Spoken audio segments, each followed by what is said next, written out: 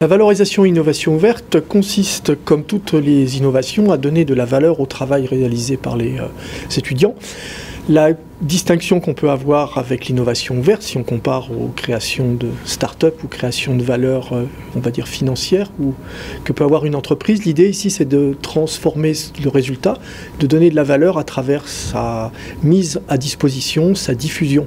Donc l'idée c'est de partager ces résultats et de rendre celui-ci disponible à un plus large public. Aujourd'hui, on peut construire un système d'information entièrement sur du logiciel libre.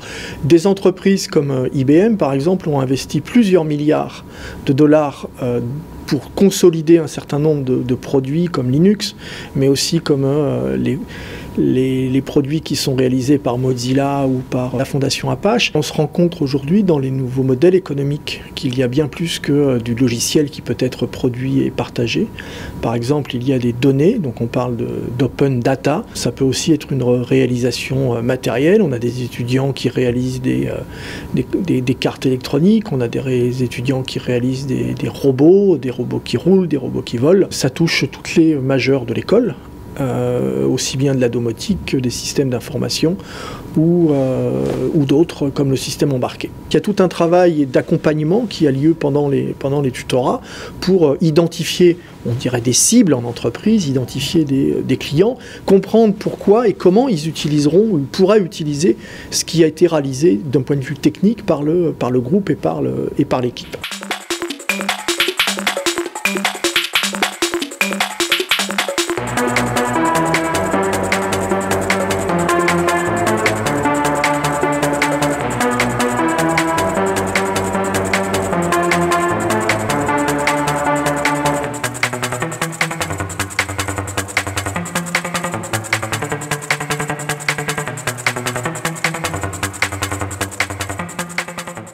L'idée, c'est de constituer un atlas météorologique, mais resserré sur la connaissance des gisements éoliens, dans le but d'aider au dimensionnement d'installations éoliennes. Pour permettre à des personnes, plutôt genre collectivités locales ou industrielles, d'estimer les productions d'électricité qu'on pourrait faire à partir d'énergie solaire ou éolienne. De tels atlas existent, mais sous forme papier, découpés par région. L'idée est de disposer d'un outil interactif ouvert à tout le public. C'est un projet de longue haleine qui en plus a l'ambition de servir de plateforme technologique, bien évidemment à l'ECE, mais aussi à d'autres écoles et d'autres universités en France ou à l'étranger. L'équipe elle est composée de Jules, Steve, Joseph, Florent et moi-même Rémi.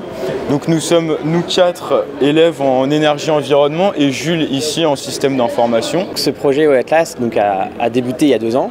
Donc tout d'abord il a été créé, c'était juste une première plateforme qui a été avec l'implantation d'une première région qui était la Bourgogne. Ensuite celle-ci l'année dernière s'est développée à plusieurs régions et donc nous notre but ça va être ensuite de développer vraiment à la France entière. J'ai mené bien évidemment avec des partenariats comme celui de Météo France. En parallèle de ce projet, il y avait aussi un autre projet qui s'appelait Calciméol.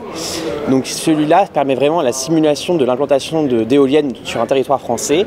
Et celui-ci était vraiment une simulation, comme je l'ai dit, et on pouvait importer le site EOL Atlas qui sert vraiment de base de données à ce site. Donc le projet il a une valorisation open source. Qu'est-ce que j'entends par là?